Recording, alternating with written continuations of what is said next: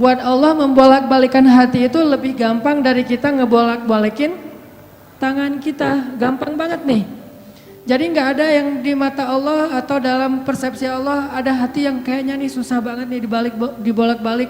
Jadi kamu mending nggak usah ke situ lagi deh. Saya juga kewalahan ngebolak-balik hati dia. Enggak, mudah. Terus kenapa ada yang dibiarkan, ada yang dibalikan hatinya? Karena ada yang pantas, ada yang tidak pantas. Jika kita sudah punya kepantasan, Allah akan balikan hati kita kepada kebaikan. Allahumma habib ilainal iman wa zayyinhu fi qulubina wa karrih ilainal kufra wal fusuqa wal isyan waj'alna minar rasyidin. Hafal doa itu? Nanti cari di YouTube lah ya. Ya Allah, jadikan kami cinta kepada amal soleh dan jadikan rasa cinta itu indah di dalam hati kami. Jadikan kami benci kepada dosa dan jadikan kami termasuk orang-orang yang mendapat petunjuk. Allah bolak-balikan. Gitu juga dengan hati calon mertua. Gimana pun dia ngeblok, nggak boleh masuk lah, gerbangnya digembok segala macam. Cuma gerbang. Mau 1000 lapis gerbang, kalau hatinya dibalikin, hilang semuanya tuh. Gampang banget kan? Buktinya malam ini nih. Allah membolak-balikan hati kita yang tadinya punya macam-macam rencana pada malam minggu, akhirnya Allah balikan hatinya, udah ke Masjid Agung aja deh.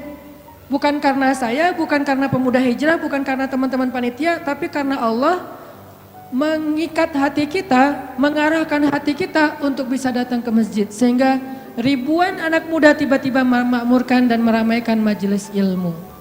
Kalau di ribuan orang aja bisa Allah bolak-balikan hatinya, apalagi cuma satu orang. Ya, ada berapa ribu sekarang? 15.000? Lebih nih Masjid Agung ini daya tampungnya berapa? 10.000 ya? Sampai keluar. Berarti sekitar 20.000. Ini benar-benar sesuai dengan yang dulu banget saya harapin 2 tahun yang lalu bisa ngalahin Tomorrowland. Minimal DWP lah ya. Bisa ngalahin DWP atau kalau bisa Tomorrowland. Saya pernah kemarin tuh acara taklim di Pekanbaru, Anur, yang datang sekitar 25.000 anak muda di depan masjid penuh. Malam yang sama ada acara juga di mall, tapi acaranya sepi, yang taklimnya rame. Masya Allah. Habis itu baru ke mall. Tetap aja sama-sama rame. Intinya teman-teman mudah buat Allah. Sama kayak Allah membolak-balikan hati Nabi Muhammad, mertuanya Ali bin Abi Thalib. Padahal udah yang datang itu kurang keren apa coba? Abu Bakar. Secara fisik terkenal Abu Bakar itu orangnya putih, nggak terlalu gemuk, jadi badannya tuh bagus. Terus orangnya dermawan, akhlaknya paling mulia dan nggak pernah syirik sejak zaman jahiliyah. Di antara sahabat Nabi yang gak pernah melakukan dosa syirik sejak zaman jahiliyah, Ali dan Abu Bakar. Malah Abu Bakar tuh waktu kecil pernah diajak sama ayahnya untuk nyembah patung. Begitu ayahnya selesai ibadah nyembah patung pergi, itu patung diludahin sama Abu Bakar. Dilemparin kotoran sama Abu Bakar. Apa sih lo patung doang masa disembahin? Kalau lo bisa balas gua, coba lo balas, dilemparin. Ternyata gak balas. Dari kecil juga Abu Bakar itu udah gak pernah syirik. Orang yang sangat terjaga, hanif. Dan julukannya juga sama dengan julukan Nabi Ibrahim, Siddiq. Wadhkur fil kitab Ibrahim innahu kana siddiqan nabiyya. Ibrahim Siddiq, Abu Bakar Siddiq, sama nih. Bahkan Nabi sering membandingkan Abu Bakar sama Ibrahim. Engkau wahai Abu Bakar seperti Ibrahim. Engkau wahai Umar seperti Musa. Ya iyalah Umar ya. Musa kan gak sengaja noel orang langsung meninggal kan ya. Melihat Bani Israel agak ramai gitu lagi mau gelut sama orang Kipti. Karena Musa kasihan kepada Bani Israel yang lemah, akhirnya dia cuma ditakol dikit lah si orang Kipti ini teh. Cuma apaan sih lo? Meninggal. Belum diginiin baru gini doang coba. Jadi kalau dulu ada ultimate fight kayaknya Musa tuh juara bertahan tuh. Nah kalau di zaman Nabi orang kayak Musa, Umar, jawara Quraisy. Kalau ada yang macam-macam sama Umar, lo berani sama gue. Nih lo lihat nih. Nggak ada yang berani sama Umar. Kalau lo pengen istri lo jadi janda, anak lo jadi yatim, lo tunggu gue di belakang gedung itu. Gedung, bukit. Nggak ada gedung dulu teh. Nggak ada yang berani nungguin Umar. Lancar aja tuh hijrahnya. Artinya Abu Bakar itu sering dibandingkan kayak Ibrahim. Terus dengan Nabi akrab banget tuh Abu Bakar. Jadi kayak soulmate-an berdua tuh. Belum dapat risalah Islam juga, Nabi itu kalau jalan sama Abu Bakar jalan yuk kemana, ngopi kalau bahasa kita teh, ngopi sama Abu Bakar berdua. Dari zaman sebelum Islam juga Nabi itu dalam tanda petik udah sering ngopinya sama Abu Bakar. Coba enak nggak nolak teman ngopi kita? Agak susah kan, dia ngajak kemana, nggak enak kan nolaknya, ya udah gue datang gitu. Ali ngerasa, wah nih yang datang nih saingan berat nih. Pernah bersaing dengan orang kayak gini? Pernah, cuman sering kalah. Gak ada saingan juga masih ditolak ya, apalagi ada saingan. Nah itu mah saya banget, bukan teman-teman. Udah biasa ditolak, pada akhirnya diterima juga. Karena saya gak mau menyerah. Datang Abu Bakar, mau ngelamar Fatimah. Ali pas tahu berita itu, ya udahlah berarti pupus harapan. Hashtagnya berhenti aja. Udah gak bisa ngapa-ngapain. Tidak lama kemudian setelah Abu Bakar lama di rumah Nabi terus pulang, Ali merhatiin wajah Abu Bakar nih, wajah diterima atau wajah ditolak nih. Ternyata dapat kabar Abu Bakar ditolak sama Nabi. Yes, kata Ali. Abu Bakar ditolak sama Nabi. Cuman sisi lain, Ali makin gak pede. Kalau Abu Bakar aja ditolak, siapa saya? Bahkan lebih ditolak lagi. Jangan-jangan belum sampai di pintu juga, udah Ali pulang aja deh. Abu Bakar aja ditolak, yang kurang apa coba? Akhlak luar biasa, agama terbaik, bahkan umat Islam paling baik imannya tuh dan amal solehnya Abu Bakar, gak ada tandingan lah. Mau ngelihat surganya di akhirat, orang kaya di dunia dan kaya di akhirat tuh Abu Bakar tuh. Ada orang yang di dunia miskin, di akhirat kaya, di akhirat miskin, di dunia kaya. Kalau Abu Bakar, dunia akhirat kaya. Surganya Abu Bakar tuh dikelilingin sama Jibril. Jadi Jibril lagi pengen ngukur surganya Abu Bakar, terbang setahun. Udah setahun terbang itu baru di pinggirnya surga Abu Bakar, belum sampai ke tengah. Padahal Jibril itu kecepatannya lebih tinggi daripada kecepatan cahaya. Bayangin, udah setahun perjalanan cahaya baru di pinggir surganya Abu Bakar. Belum juga masuk, belum sampai ke alun-alunnya surga Abu Bakar. Baru juga perbatasan coba. Kurang apa Abu Bakar? Ditolak sama Nabi. Duh, makin gak pede, kata Ali. Cuma gak pakai, bukan orang Sunda soalnya. Gak lama kemudian datang lagi.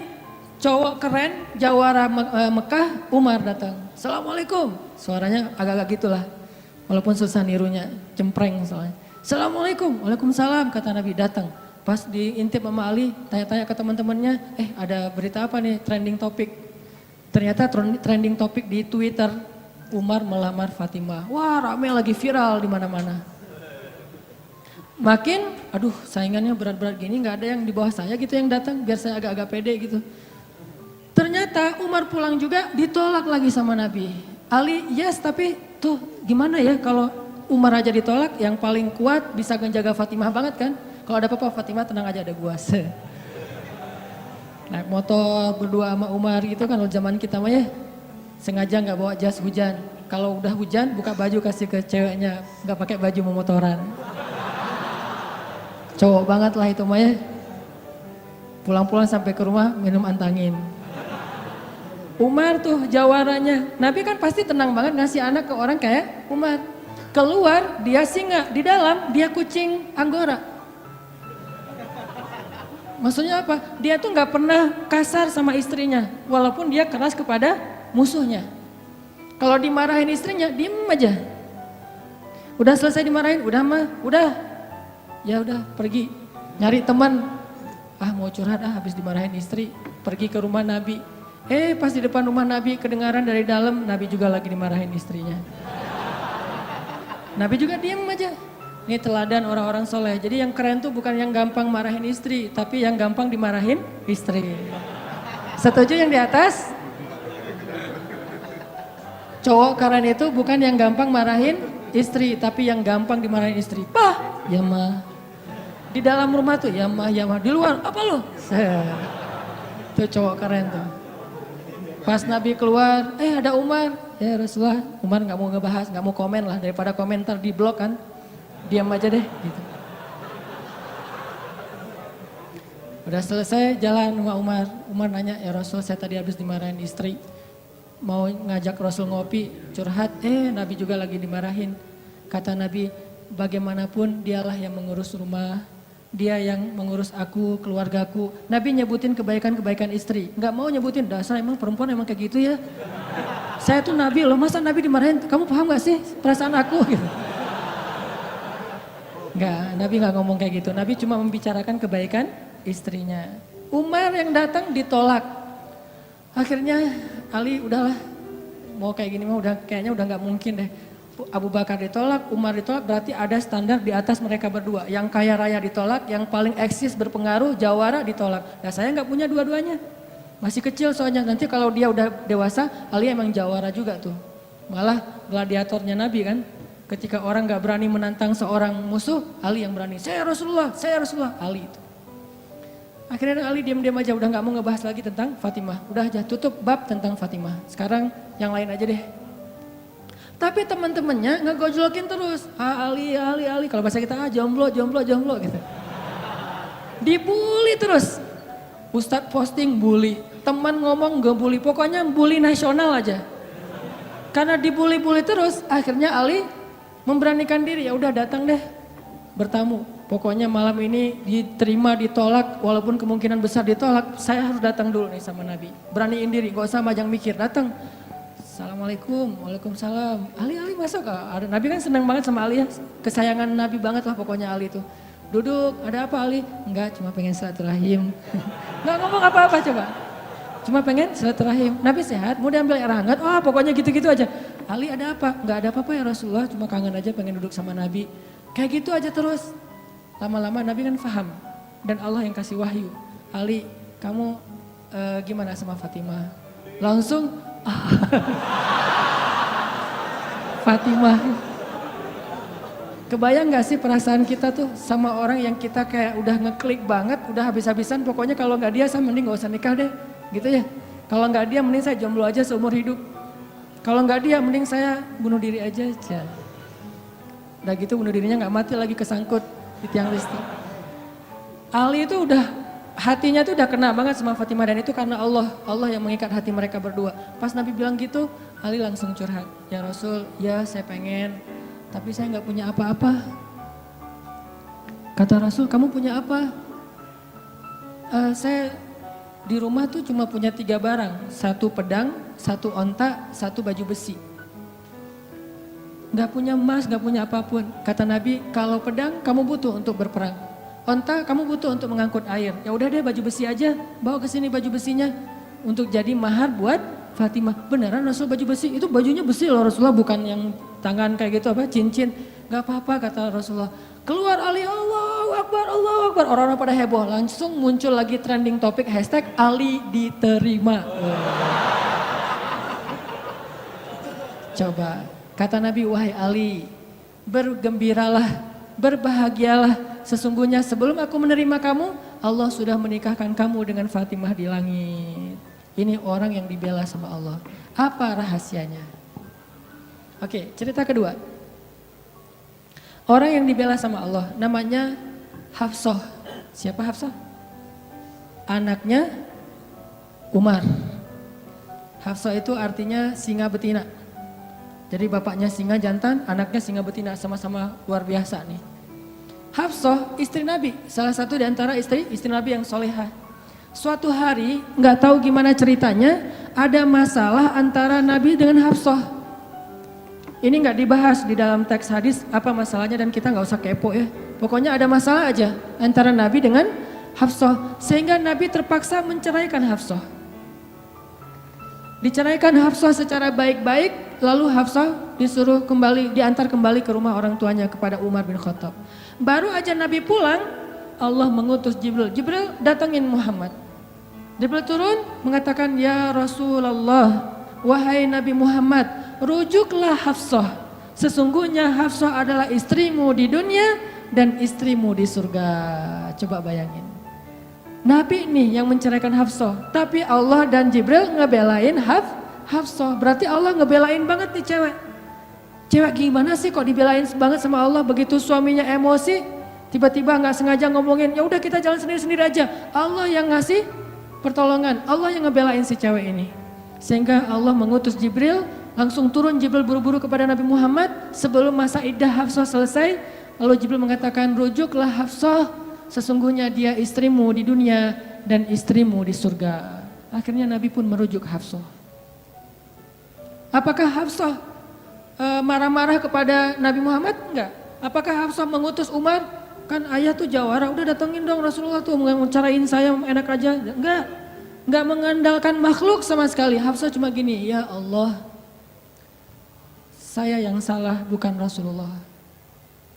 Tapi saya tidak bisa hidup tanpa Rasulullah, dia adalah cinta sejati saya. Allah langsung, ya benar Hafsah, udah gua turunin sih Jibril. Jibril turun. Jibril turun nih coba. Ya Rasulullah, rujuk Hafsah, dirujuk. Apa rahasia orang cewek sekeren Hafsah sampai dibelain dari langit ketika dia bercerai sama suaminya? Kisah yang ketiga, cewek juga dibelain sama Allah sampai turun ayat. Kalau tadi dua cerita tidak turun ayat, cuman ilham atau wahyu dalam bentuk isyarat. Kalau sekarang sampai turun ayat loh. Yang ada di dalam surat Curhat. Teman-teman tahu surat Curhat? Surat Al-Mujadalah. Kan terjemahan dari Mujadalah curhat kan ya?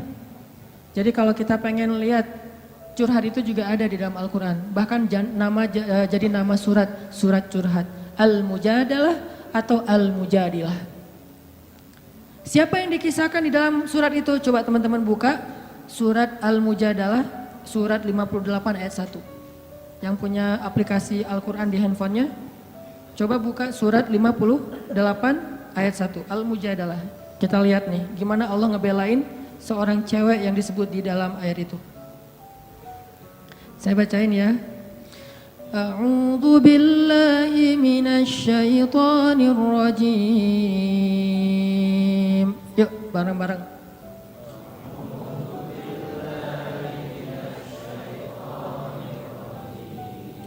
Bismillahirrahmanirrahim.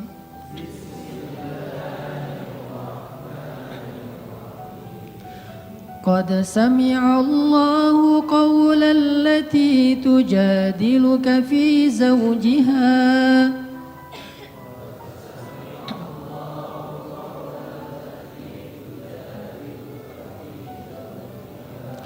وتشتكي إلى الله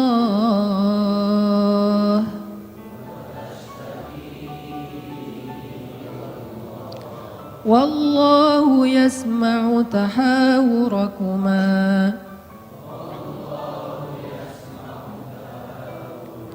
إن الله سميع بصير.